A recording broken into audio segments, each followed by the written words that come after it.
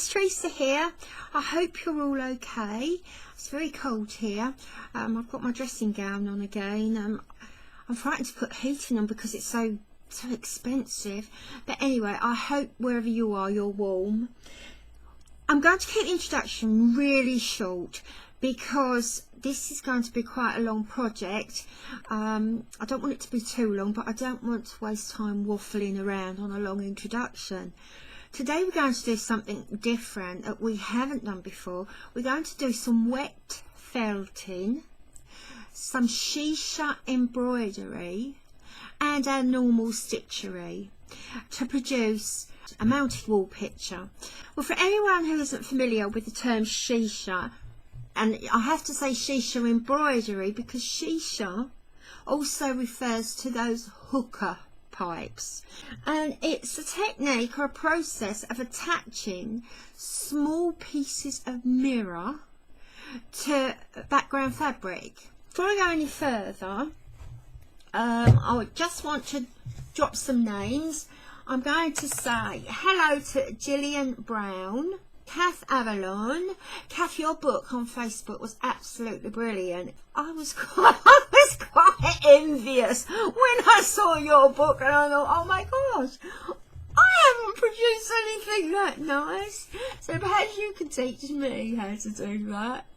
Hello to Glenn Leader, and like your comment, Glenn, on the amoebas. Jackie Galloway, hello Jackie, hope you're okay. Lynn Finney, hello Lynn, hope you're well. And Vanessa Bowman, hello Vanessa.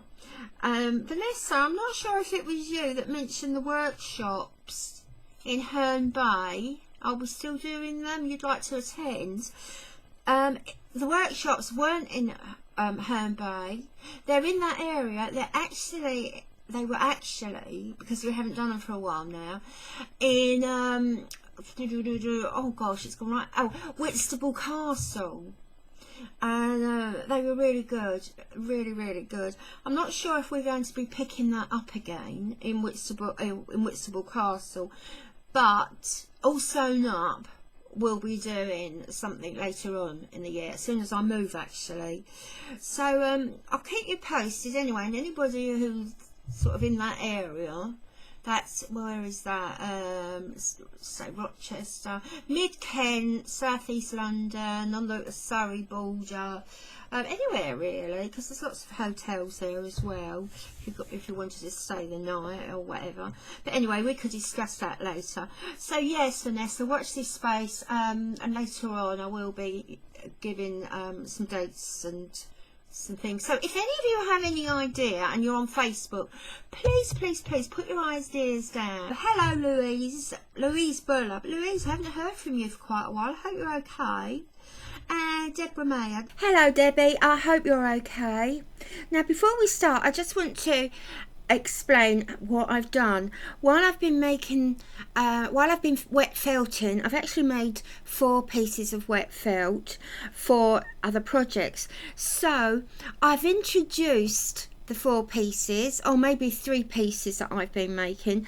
It's the process will be the one process, but I'll be using different pieces of felt from the different examples. Okay, so in case you think, oh, she wasn't working on that in the last piece. No, that is just to give you an idea of what I'm doing at the moment. And a disclaimer, I am not a great wet felter.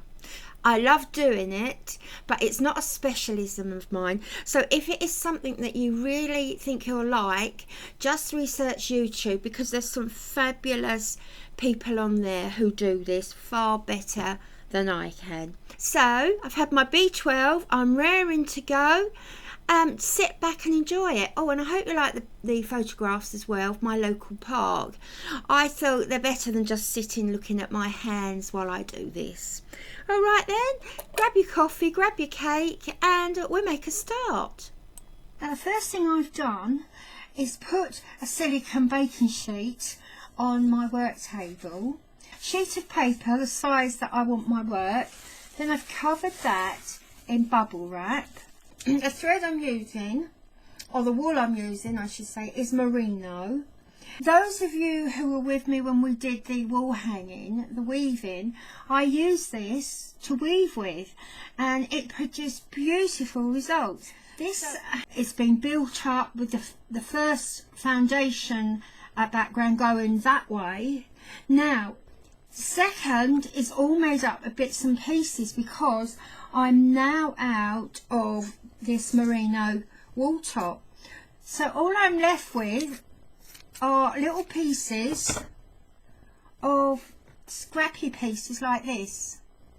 So what I'm doing, I'm just chopping them up and placing them all over the first row that are going like that, to see if these little pieces will hold, will merge, will marry, if you like, with the first row, especially if I put so many down.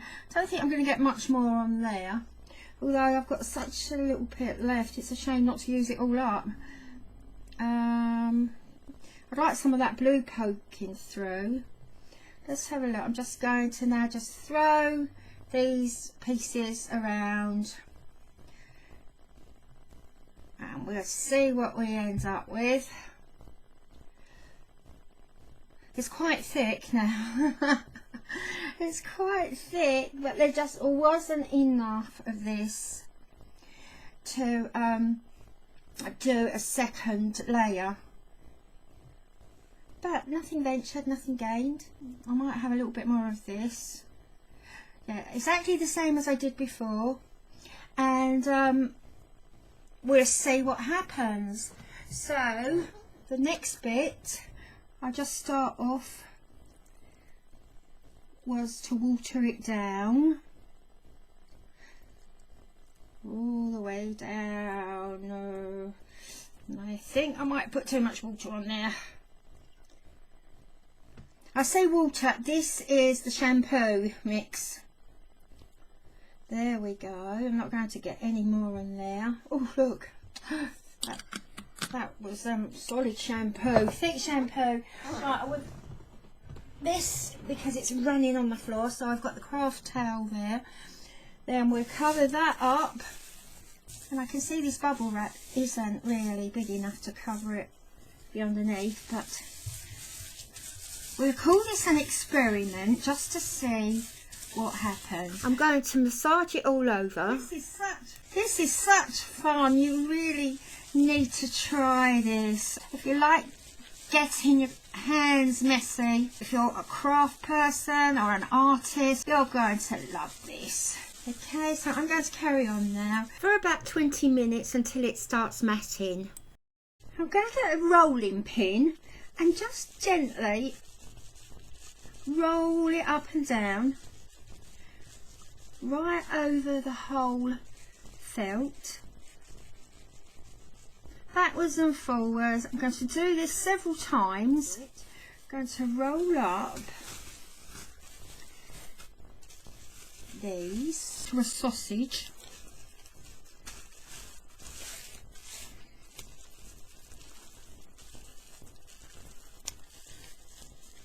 Now if you like, you can put elastic bands at the end or some string around it. It's entirely up to you. I do need a towel there to soak some of that up.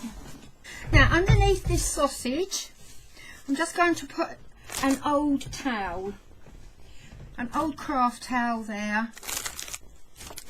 That's seen me through a lot of messy projects.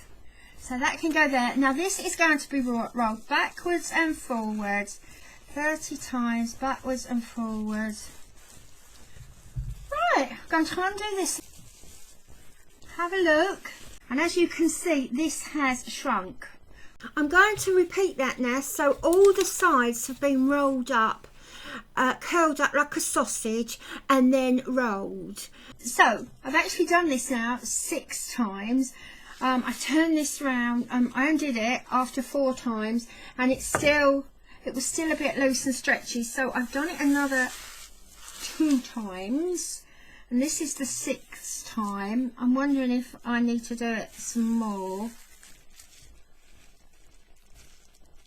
No, I don't think I do. No. I think that is okay. Oh, that's fine. That is fine. What I will do though is just give it a couple of minutes or seconds even underneath the rolling pin. I'll turn that over, and as you can see, well, I hope you can see that the suds, all the soap suds, have virtually disappeared into the fabric. And there we go. Let's just take this off.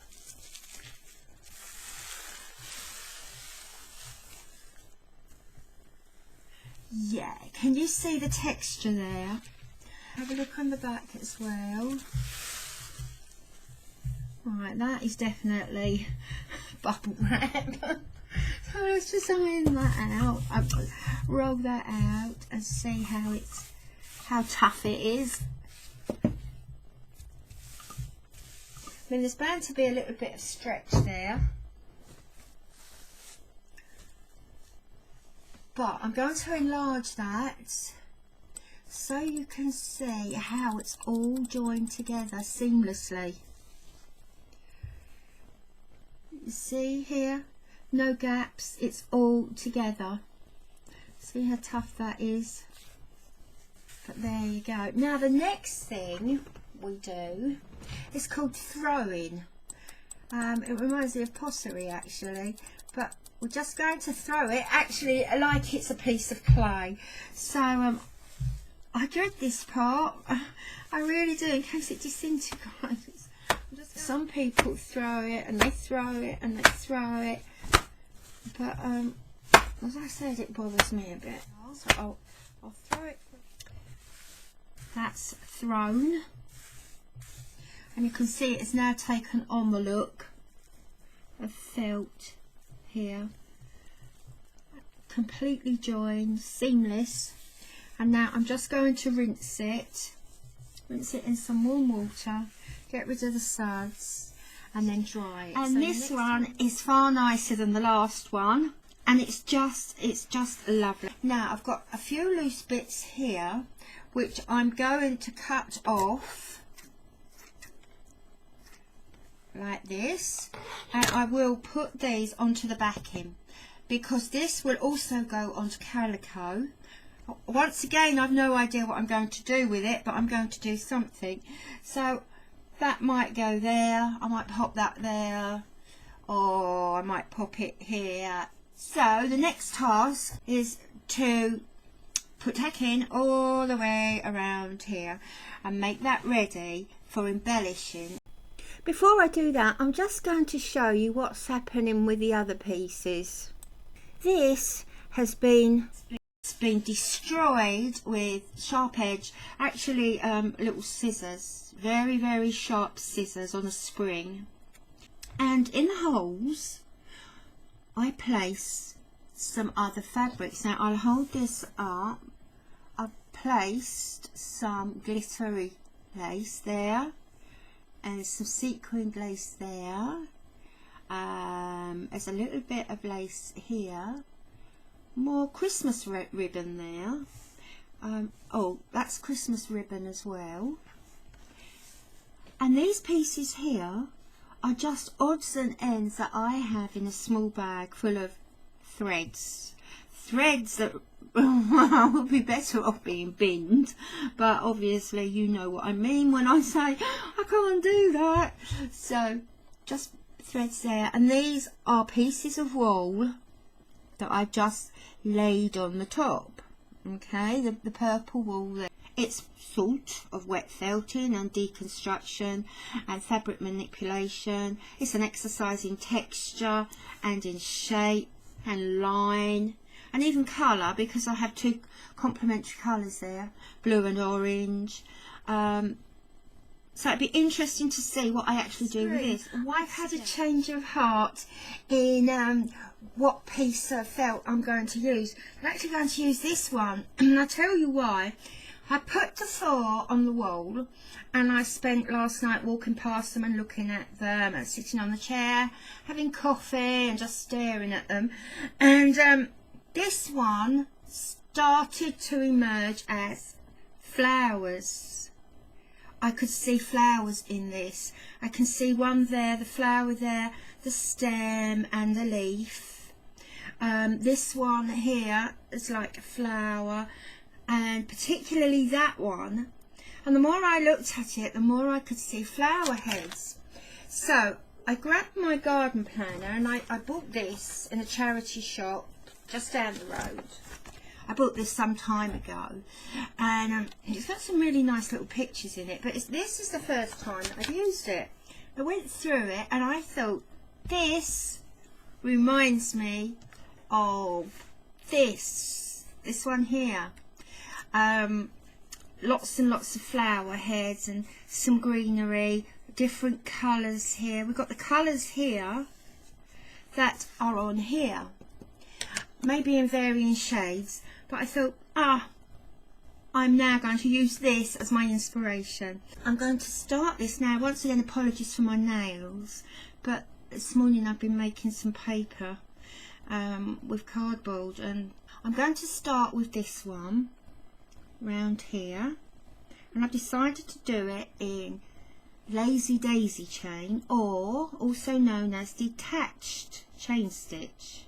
And why it's detached is because it's just single instead of the usual line where they're linked together. Okay, now I might at this stage keep put like for like, colour for colour on each other, and what I mean by that is the same colour thread on the same colour piece of felt. So I've gone for this, for the orange there. Now I'm starting off with 6 strands in a nice long thin needle with a big eye. Now this has to be long enough and thin enough to go through a considerable layer of fabric now. So it's long and thin, and I'm starting, that's the reason I'm starting as well with the 6 strands, because I'm not sure that 3 strands in the same colour would be noticeable. I'm going to follow this shape here. Alright, so there are areas of narrow and wide, so that's our contrast, our design contrast. We've got narrow and wide, or thick and thin, all the way around. So what I'll do, I'm going to start in the middle here, and I have put a knot. I always knot the end of my threads. Right, so I'll start here at the edge of that colour. Right, now I need to pull that round to face you because I'm sitting on the side again. Right, so now I've taken that through from the back. I'm going to hold it down with that thumb, and I'm sorry about that. Maybe I should have touched that bit up, but I'm going to hold that down, and then I'm going to take the needle back at the side. I'm not going back through the same hole, at the side, and I'm bringing it out the other side of that orange. So I've taken it one side of the orange, and I'm taking it out the other side. My thumb is still holding that thread down, and I'm carefully going to pull it, making sure not to pull it too tight, otherwise I should close that lovely link up. So from there, I'm just going to take it over the edge. You see that the edge there? I'm just going to take the needle over the edge, and that will lock that stitch in place. So that is the Lazy Daisy, and there you can see that one, and I'm going to do this all the way around that orange ring. So once again, in from the back, hold it down with your thumb, back to the side, and then out at the edge, still holding that thread down, and then over the edge again. And there's the Lazy Daisy. Now right, so that's that one finished. Now there are gaps between these stitches. Now this is to put some wispy leaf like stitches, if you like, or long stitches between them, just to give the idea of growth and plant being organic. So I'm going back now, and instead of leaving the embellishment like the beads and the French knots to the end, I'm going to do them as I go along. So once again, 3 strands, the same needle and a knot in the bottom at the end of the thread. Now I'm going to make this larger. We've come through there. Now we're going to hold the thread like this between the thumb and the finger, and with the needle just twist it round once or twice. I'm going twice because I don't want the knot to get lost in the thickness of the felt. Now hold this down, and if you can catch the knot on the needle, that's lovely. So with your nail you're going to hold it down like so, pull it very, very gently, and there is your first knot. And you just carry on like that from the back through the front. Gently pull it, you don't want to pull this through. Hold it, finger and thumb, and with the needle, one is quite enough, but I'm going for 2. You might even want to go for 3. Then down you go, not into the same hole. You don't go into the same hole. So you're going to hold that down with your thumb very, very tightly. Hold that down. Gently pull the thread, and there's your second knot. Okay. After I put this in, I sat back and had a look at it, and I felt it looked too chunky, too thick, which isn't actually the look that I want. I'll make that bigger. So I thought, I know I'm going back on what I said earlier, I'm not putting any more in until I've outlined the colours. So I started to outline the colours, as you can see on the screen, in small running stitch, and I've taken each colour as much as possible because there is quite an overlap with some of them, and I've outlined them in that colour. So the green's been outlined in green, and the red in red, and so on. And all I've done, I've had to use 6 strands throughout, because anything less than 6 strands is getting lost in the pile of the fabric. I'm desperately trying to hide that now that I have touched up, but I can see it's a real mess, so I'm desperately trying hard to hide that. So anyway, 6 strands with a knot at the end, the same lovely needle, and all I've done is a running stitch all the way around, going all the way through the felt and the calico, and I've just followed the shapes all the way around. Now you can vary the length of your stitches, you can have long against short, you can keep them all the same size. Just going to go around here. I've already done that side in green, but I'm just going to go around there again in orange, and this is all that I'm going to do now for the time being. This is giving a lovely quilted effect. Can you see all the lovely bumpy areas here, the raised areas? And I'm quite pleased with how it's looking at the moment. Still no idea what to do with it at the end, but by the time I get to then, hopefully I'll have a rough idea whether to leave it or whether to make it up into something. I'm doing the stitching first, the outside, the outline. It's exposing some of the shapes better. You can see the big shape here and here and here. It's leaving some really nice big shapes like this one here, to start thinking about either just carrying on with stitchery or making them into flower heads. So there's several options, I think, that I'll be able to follow up, choose one and follow up. Well, this is it with all the outlining stitch done, and it's all been done in running stitch, and it's made some really lovely shapes. You can see some nice curvy shapes and some long shapes here that go round.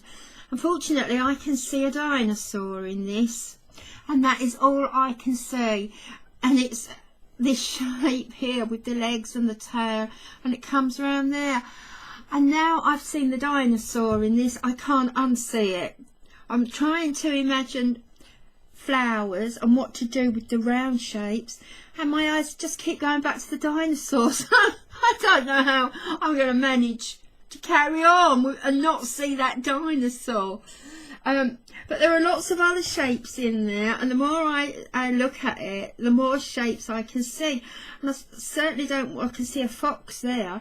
I certainly don't want to see any more dinosaurs, so I need to bring my thinking back to flowers. And I sat and I looked at it for a long time, and there was no way that I enjoyed looking at that flower head or that chain stitch flower. So I took it out. Now you know that I don't like taking things out and unpicking, but I got to the point where I couldn't stand it. So I jumped up and without thinking I just removed it. And then I thought, I like the idea of the flower heads. What can I do that is more suitable and lighter and prettier for the background? And I thought I'll do some Shisha. Now Shisha, or mirror work, is actually working with very small pieces of mirror. These are actually glass mirrors. So I've placed a little piece of mirror there, and I've added just one tiniest little drop of glue to the base of that, the bottom of that. And to do this, we're going to come through from the back at the edge of the edge of the mirror. Now I like to do this fairly close to the center, because if you get too close to the edge it wiggles off. That is why I'm basically just off center. So I'm going to do from side to side there, and then I'm going to bring it back. It will be this side, but just off center. I don't want this one or any of them too close to the edge. So I'm bringing that up there, and then straight across like this, down,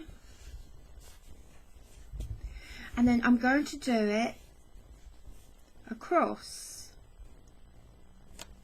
So I'm now going to do exactly the same from side to side. Over here, I'm going to move that up just off center, and then across.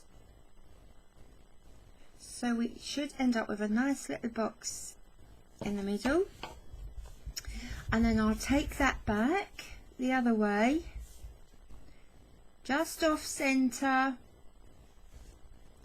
Now because these are very, very centralized, there's no risk of them slipping off, because it is so easy to take them too close to the edge and have them slip off.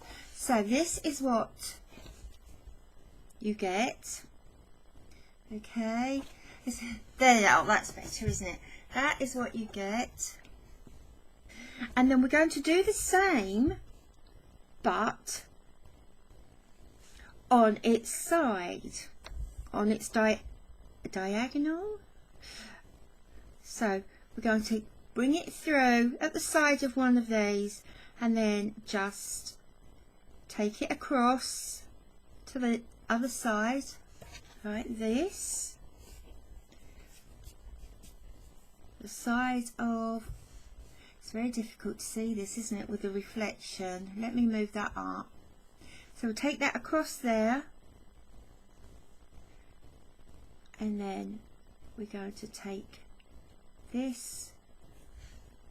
We're going to touch the edges of all these from the first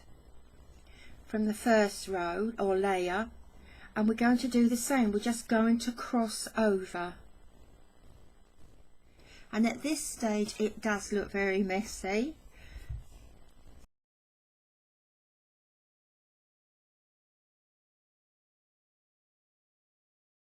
So the needle is going to come from the back through to the front, still at the edge of the mirror, and you're going to take it underneath all these threads to the center. See if we can find the center, through the center like that, and loop it. That's your first blanket stitch. So I'm going to catch a bit of the fabric there, go underneath into the center and loop it. There we are. So we get the nice edge inside the mirror, and we get the legs on the outside. Now I'm going to do that all the way around. Pick up the fabric under the threads and make your blanket stitch, and it's as simple as that all the way. And then when you get to the end, you just finish off at the back. Now there are lots and lots of ways of decorating these. So the first thing to do is a simple chain stitch all the way around the edge.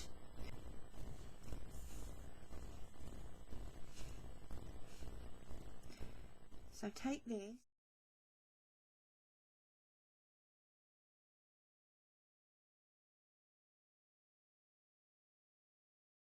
now to finish it off I'm going to do a basic feather stitch, just one-sided single feather stitch around the edge like this blue one. Yeah, needle through the back, and you're just going to do one side of feather stitch. So you'll bring your needle a slight way from the chain stitch, as wide as you want your stitch. Then you're going to take it down at the side of the chain stitch and just do a usual feather stitch. So that is like that, a chain, more or less chain stitch, like so. And then you're just going to do that again. You're going to bring it over and just repeat that again over to the chain stitch. So all you're doing is going out at the side and bringing it over to the chain stitch. So where are we? Your needle goes out to the side, you can see it here, out to the side, over to the chain stitch here, thread round the bottom, and there's your stitch. And I'm just going to do that all the way round, out to the side, over to the chain stitch. Right, that's the last one. So I'm now going to take the thread through to the back. The next thing, the next process finishes it. So back to underneath the legs here, you're going to start there and place the beads. Now I've got some really nice beads here. I bought these in Poundland a long time ago. Don't need a beading needle for these. So one bead on one leg. I'm just going to over sew them in place all the way round, and this will take just a couple of minutes, if that. And the last bead. Finish that off at the back. Now you could make these as elaborate as you want by even adding more beads or more stitches, but because this is quite a small piece, I'm just going to finish my mirrored pieces there. So I'm calling that finish. Where are we? Which one was it? That one. There we go. Where are we? So that is finished. I've made a start with the stitches. It didn't take very long, and as you can see on the screen, I've made pinwheels. It's basically just a round of chains, single chains. There's a French knot in each centre, and then at the edge of the pinwheel I've just done a little row or a little ring of blanket stitch around there, but you could just as well do just an ordinary oversew. I'm going to make that bigger so you know what I'm talking about. Right, there we go. I think that's big enough. I've started here. I've got 2 greens. That looks blue, but it isn't. It's actually a light green. So, and that's green as well, and that looks yellow. I'm now just going to demonstrate the next stitch. We've done 2 before, but we're now going to put them together. Right, I should try and keep on the screen. Nice needle with a nice sturdy knot at the end of the thread, and then you're going to bring it through from the back as always. Going to start with a chain in the middle, just 1 solitary chain stitch. That's the center, and then I'm immediately going to start coiling this round. Okay, so another chain stitch, and we all know how to do chain stitch like this. Okay, so back into the same hole or almost side by side, and then as long as you want your stitch, and curl it round. Just a little stitch across the bottom there to hold it in place, and just curl this round. So I'm going to continue curling this all the way round. When you've got the size that you want, just take the needle back to the back and just finish off there, and bring your thread out once again to the front, and then you're going to do 3 buttonhole stitches or 3 chain stitches, a lazy daisy, or a mixture of both if you like, side by side. Now I've already done 1 set. You need to do as many sets as it takes to go all the way around your coil. Okay, so my coils are quite small, so I need about 5 to 6 sets of these. On the finished piece, I'm going to put beads in between these leaves all the way around. I decided to work these petals in these larger areas here, but I don't want to cover up too many of these shapes, but I thought I'm going to bring them around here, probably around the edge and down there, so just so there's a nice natural flow. I'm going to use white thread and beads and give it quite a nice thick encrusted look in some of those big areas. The flowers are finished now, these white ones anyway. I did 1, 2, 3, 4, 5, 6, 7, 8, 9, 10 of them, and I developed from there to what you see here. And I think they're really pretty. They look a bit like snowdrops. I'll make it this bigger so you can see them. What I've done is put beads at the end of each petal, like here. You see the beads at the end of the petals around, let me move that here, and then I've put a circle of beads around the edge of the chain stitch, like here, round there and round there, and then between each petal I've put 2 small beads, and where I've almost quilted it, it's puffed up the felt. It's still attached to the back in one piece, but it has puffed it up quite a lot, and I just love that look there. And of course, handling it a lot now has actually, I mean, that's stuck. These have meshed really well, I have to say that, but handling it has really softened it, and I just hope it doesn't start to shed, but I don't think so because it really has meshed. I'm not sure what my next stitch will be. I'm going to put this away now for the night. It's gone midnight now, it's 12:10. I'm just about to sit down and watch MASH for a couple of hours. That's always good, isn't it? So anyway, all I've done is add some lazy daisies here, and that is just a single or detached chain stitch. I've just put them in circles, and between the gaps of the chains I put some French knots, and then I've gone back and just added straight stitch between each chain. Okay, so just for the time being I'm going to leave the flower heads while I concentrate on the bottom half now.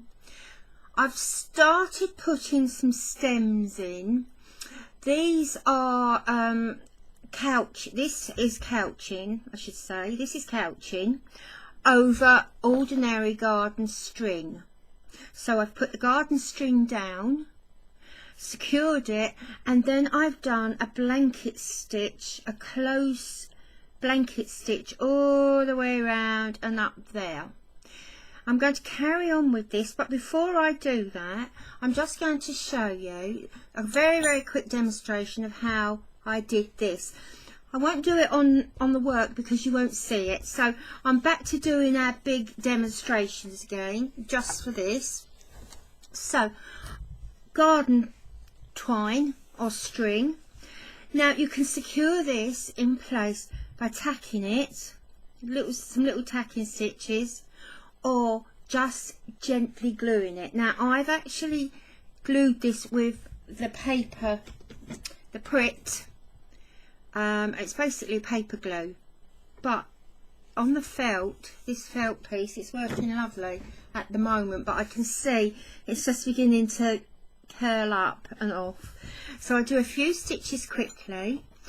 I put one, I'm only using 2 pieces here so you can see it, but I used one is quite enough on the piece of work I'm doing. So I use 1, 2 so you can see it, so it's nice and thick. I'm using wool once again so you can see it for demonstration, but as you know I've used silk. So we're going to come up at the side. You can start right at the top here. I can't actually do that here because that's coming apart and all over the place, but what I could do later is go back and just secure that at the end, so that really is no problem. And then we're just going to do a blanket stitch, make that a little bit bigger, blanket stitch all the way over the string. So in, oh, this needle doesn't want to go through the felt, and you know how to do blanket stitch, but you're just couching down the thread as we do it. So that's the first one. Then you're going to put that as close as possible to the first one, unless you want to show the twine, and that's all I'm doing. So I got carried away just a little bit and did more than I intended. This here is just over sewing. We're over the string. These are all over the string. That's the buttonhole, sorry, not buttonhole, blanket stitch, blanket stitch, blanket stitch here, and herringbone. I'm not sure whether I showed you some of these before. Blanket stitch there, detached chain here. Let me pull that up and over. Is there anything else here? What is that? That is a blanket stitch again. Now I think, oh, cross stitch, did I show you the cross stitch before? It's a cross stitch there. Now you probably notice that I have actually used the string in places and left it bare, so to speak. This here is couched down with regular sewing thread, and it is just over sewn like regular couching, but I deliberately did it in a thread that doesn't really notice, no fancy stitches, because I like this sort of weedy look here, a weedy sort of dying plant look, if that's a right description here. I've added French knots to this one. Now this one here I particularly like. Make that a little bit bigger. Yeah, this one here I particularly like. I've alternated the colour here between let me get that under. Yes, I've alternated the colour here between dark brown and the colour of string. These straight stitches here are regular 6-strand embroidery thread, okay, and so is the brown here. All the embroidery thread on here are 6 strands, because anything less would just get lost in this thick pile. I've gone down there and it's very much like fern stitch. It's looking a bit like fern stitch all the way down. So these are just straight stitches all the way down, pointing out and up. And then I've gone back and I've just added the French knots on the end. Okay, so that gives a nice textured look up here. And once again, you know how much I love line, and I love related lines. So lower down, I've left that. I've done the same here as I showed you earlier on. I've just over sewn that with sewing thread, and that's just staying. That's going to remain the same. And over here, I'm not sure whether these are finished yet. I'm not sure. I need to leave those for a while. I think possibly I will add some stitchery. Now I like the look of this, sort of the undergrowth here. It's straggly, it's intertwined. Look at all these lovely lines here, and the brown line there, brown there. We've got some black here as well.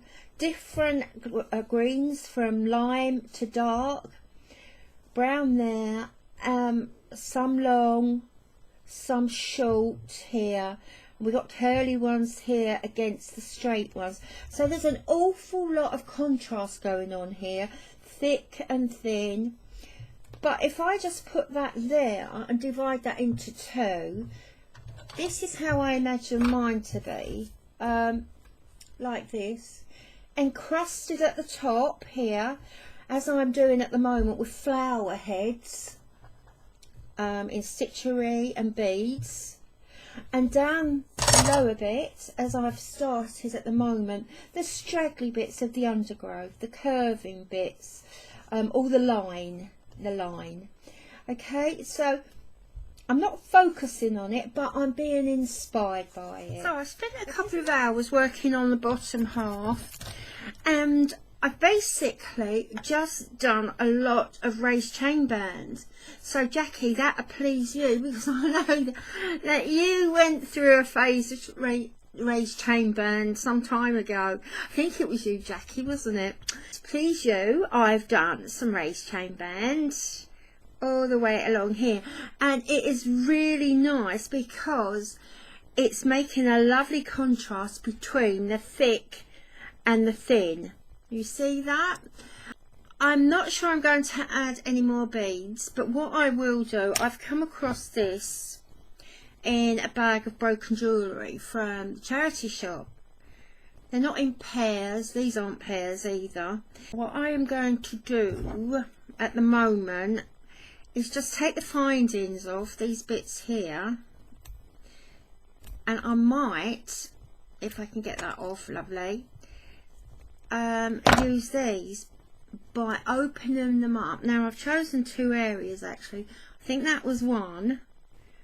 By sewing those down and opening these bits to match the flowers. So that looks like some sort of stalk effect going on.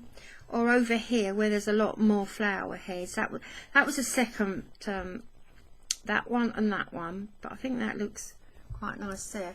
So I might use those. Where's the other one? I've got another one there. Oh, there it is, right in front of me. I'll take the findings off for that, and I might use that one as well. And then I think that will be the last last of the beads. Famous last words, eh? Last of the beads. So I'm going to use those anyway. Now before I finish this, I'm going to just show you, as a reminder, how to do the raised chain band.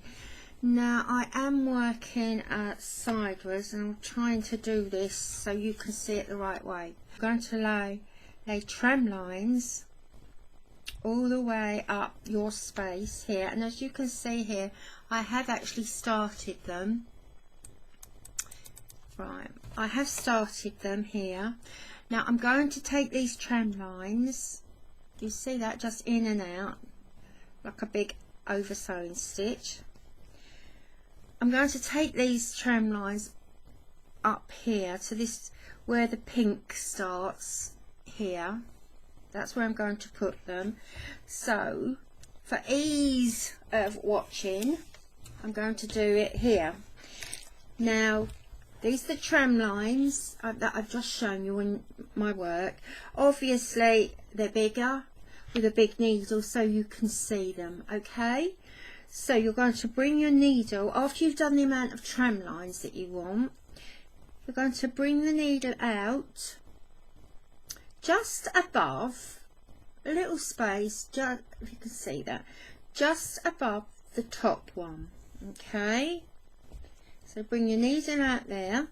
Now you're going to hold the thread down with your thumb, like so, and then bring the needle over to the left and under, so left and under, like that. Still hold the thread down so it doesn't run away with you and not, like that. And then you're going to bring that down, the thread down, and you're going to go over to the right and down. Alright, so that is the first stitch, so very carefully, and then you're going to do exactly the same. The thread comes over the tram line here, you hold it down, hold your thread down, and then the needle goes over to the left and under, left and under,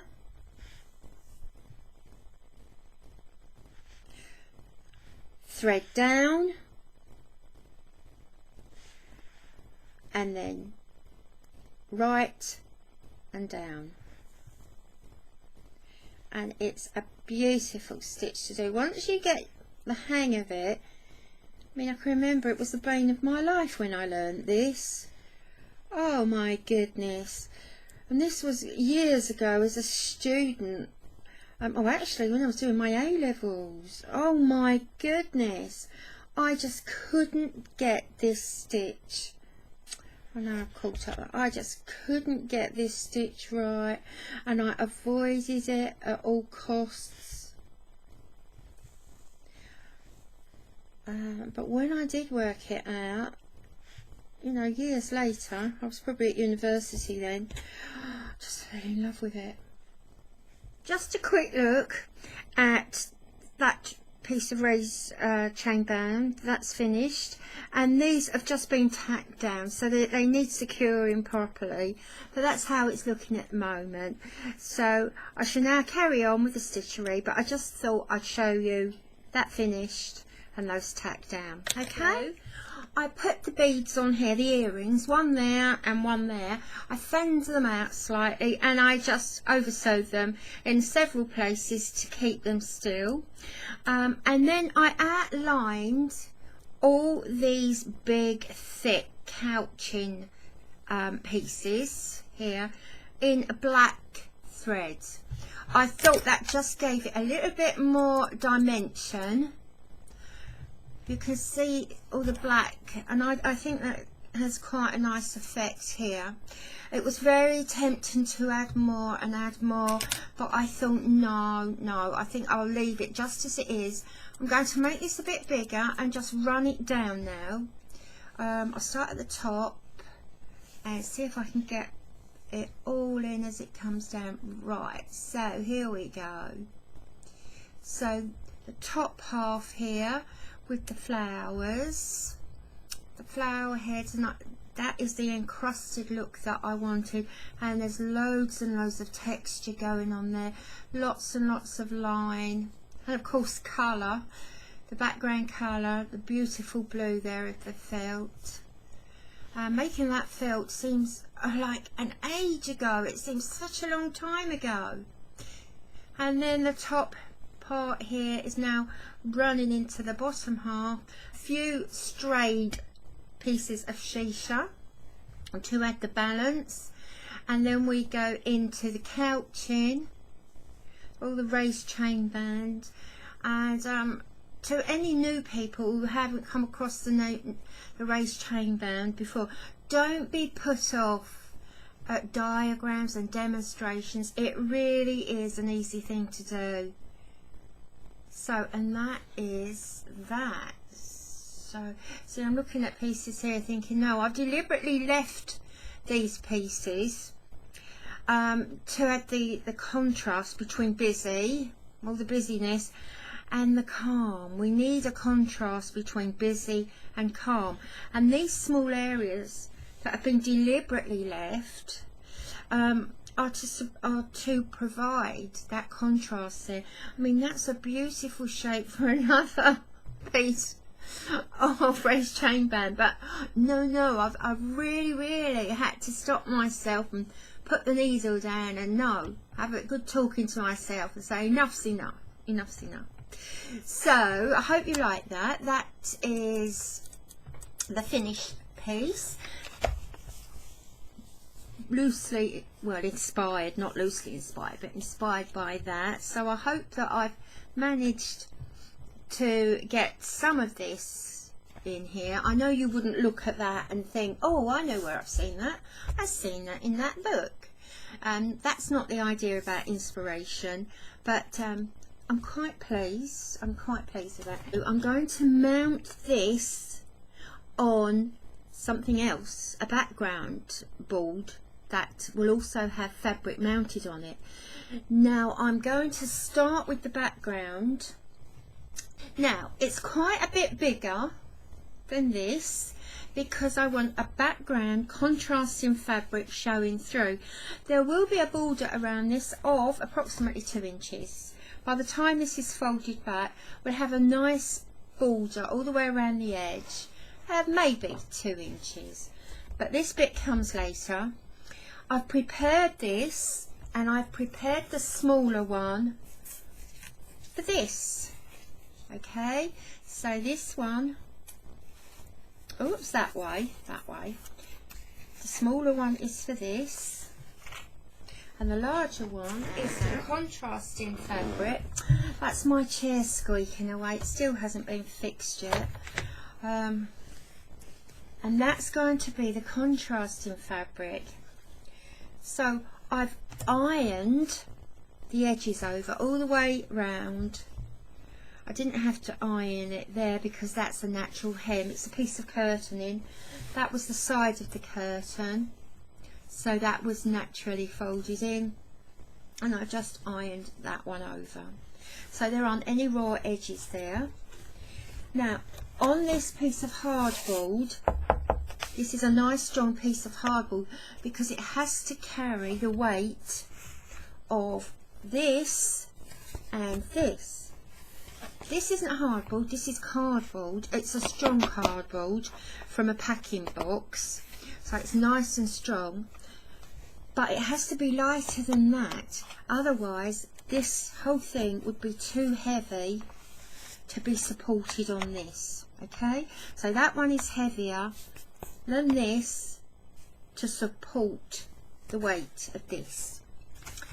Now I've stuck down, I've glued down only with the pricked paper glue. Can't find my double-sided sellotape. It is here, probably packed away. So, but this is quite secure, and I've glued that down so it doesn't move. Right, I'm just going to make this a bit smaller. Oh, I can't. Right, let me make that, take that up again. Right, so I've done this, it's double. This is a lightweight, a medium weight batting or polyester, a polyester wadding. Okay, so that is nicely secured. This will go over that. Now I wanted a contrast, completely contrasting fabric, a nice dark one to complement the bright colours on here. So that is why I've chosen navy blue. It's my daughter and my daughter-in-law's curtain. She gave me some time ago and said you can have these and you can cut them up. Now just to hold this down, I'm going to put this double-sided, it's foam, but it will go into the pile. That's the nearest I can get to double-sided sellotape. So that, I found the halfway mark here. I'm just going to pop that over. There we go. Now we want this nice and taut. So I'm now going to turn it over here. I'm going to add just a little bit more there. I've only got a tiny bit anyway. Lovely. Right, so I'm going to bring this over here and that will hold that nicely. It's just like tacking really that I'm using that for. Right, I'm going to do the same this side. So this side I'm bringing it down as well, folding it over and pulling it slightly. Lovely. And I'm just going to use a little bit more there for tacking that in place just to hold that down like that, and just going to pop that there. Right, now these are the two sides that I'm going to be working on. Now I've threaded my needle and knotted the end, a nice big knot in this because you don't want to pull this out. That would be a disaster. I'm using 4 strands of this, and this is overlocking thread, and it's supposed to be, how's it sold? Tight, strong bond for machine and hand stitching. I'm using it for, and right enough it is strong. I used to use buttonhole thread for this. See how lovely and strong that is. So you can use buttonhole thread, you can use a string, not wool, wool could break, but anything strong. Fishing line is good as well, but you've probably got some strong thread lying around your house, alright, in your workroom. I'm going to start, let's have a look. Shall I start there? I'm going to start here. So I'm about an inch away from the end there, and I'm going to over sew this a couple of times just to make sure that it is locked. Yeah, that's not coming out. I've actually done a little blanket stitch, and then I'm going to bring it over here, and this is called lacing. Bring it over here and pull it tightly. Oh, I pulled that so tightly I've made a little hole there, so I need to go down further in. I was too near the edge, so don't do what I did and go too near the edge. And then I'm going to do this all the way down to the end, backwards and forwards, right till I get to the end, and then I should tie it off. I can see I already need more thread. Okay, so I'm going to stop there and use some more threads, and then I'll carry on to the end. The two long sides now have been laced and it's nice and firm.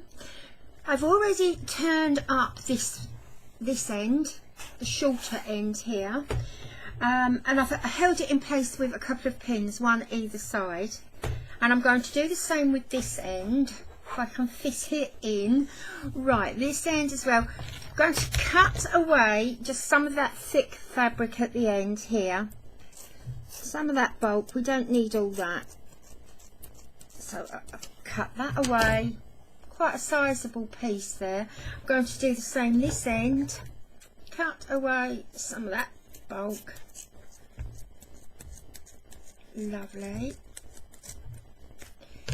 And then I'm going to push these in, pull those in like this. So fold that corner over like this. Okay, and then we're going to bring it down, and that is mitre in the corner. What we do want to get is a nice sharp point there, because if it isn't nice and sharp, once it's hanging on the wall, it's going to notice. I can't do that until, oh, here they are, until I find the pins. Right, so over, nice straight line there. Going to fold it here at the end where the cardboard is, so fold that over, nice sharp point here, and then bring that down tight like that. Oops, it keeps springing out. It doesn't want to go, does it? So bring that down. Now this is where the double-sided sellotape helps to keep it in place. So I'm just going to pin that, nice pin, or not, that one's bent again. Good grief, I've no idea what's wrong with these pins. I think it must be me being heavy-handed with them. Right, so I'm going to put another pin there because I bent the first one. So that is, if I get that through, I can say that corner is now mitered. And I'm going to do exactly the same here. So bring that, tuck that in like that, bring that in, and I'm going to do exactly the same as I did on this. So I'll get my needle, 4 strands again.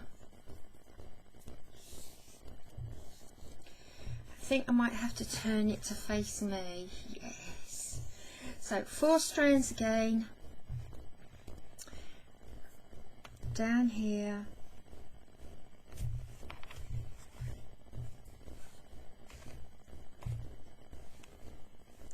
great big knot there, hold that, there we are, and once again I'm going to lace it up here.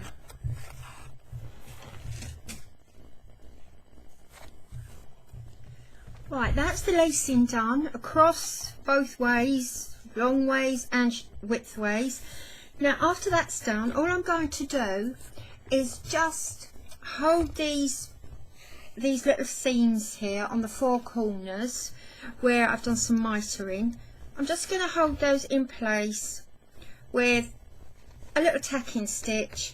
This is really just to hold it in place, so don't go to any trouble with this stitch because it's all going to be covered up anyway, but it just makes it easier for the next stage, because then we can take the pins out like now. So I'm doing this to the 4 sides, and then I'll put the backing on.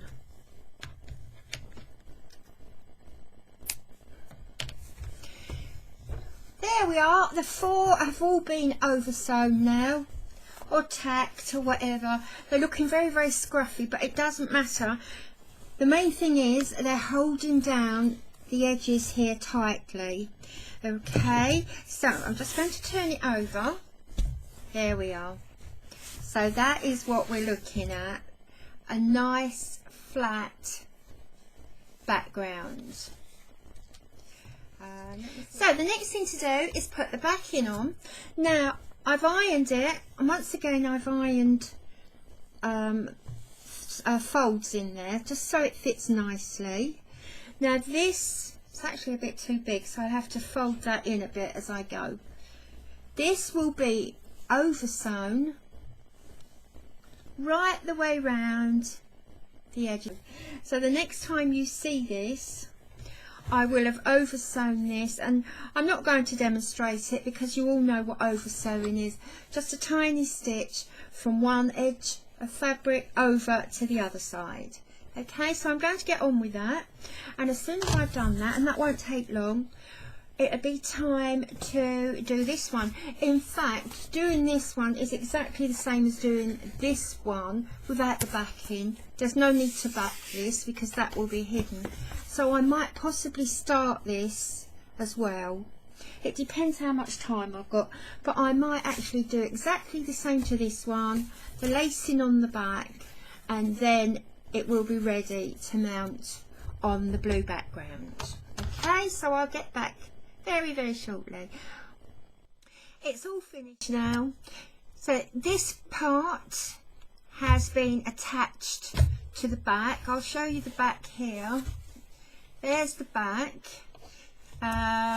There's where I've joined it, if you can see. Let me make that bigger. You can see the join along here. You can see some of the stitching down here. And let's have a look along. I don't think you can see it anywhere else. This is now too big to put under the camera, and the stitching along there.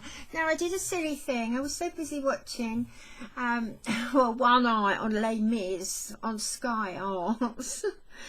I put this down, and when I turned it over, I put it on the wrong way. So I'm not taking it off, I'm leaving it there, but now I'll have to put a hanger where it should be, and that is along there and not along there. Let me see, I'm going to make this a bit smaller now. What I will do, because I can't get this in properly, I'll put a couple of photographs up here, somewhere around here, and you'll see it better then. So I hope you enjoyed that. I really do, because I enjoyed it. So if you get the chance to make your own felt and start the project right from scratch. Oh look, can you see how nice, changing the subject quickly, can you see how nice padding this makes it look there? It's just lovely, really lovely.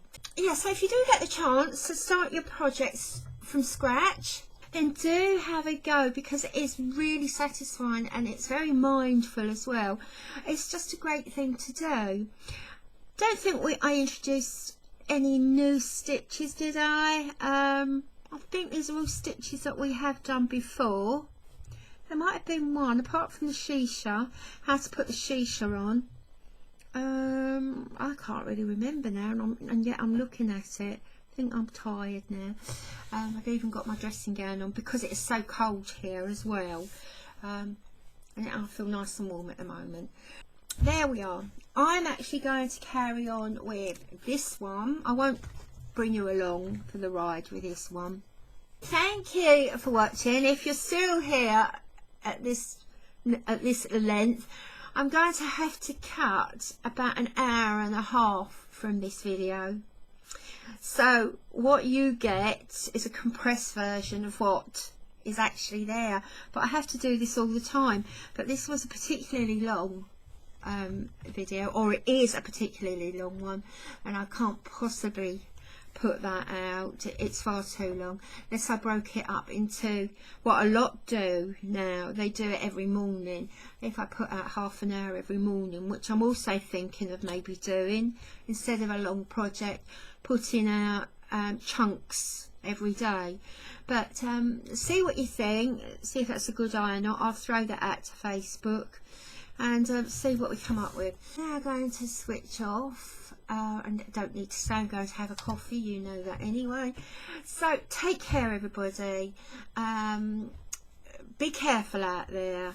So the news is always a bit dodgy, isn't it? It's dodgy again today and yesterday, but once things hit rock bottom, there's only one way to go, isn't there? So keep positive and keep smiling. The only way now is up. Okay, so I shall see you really shortly. Take care now. Bye bye.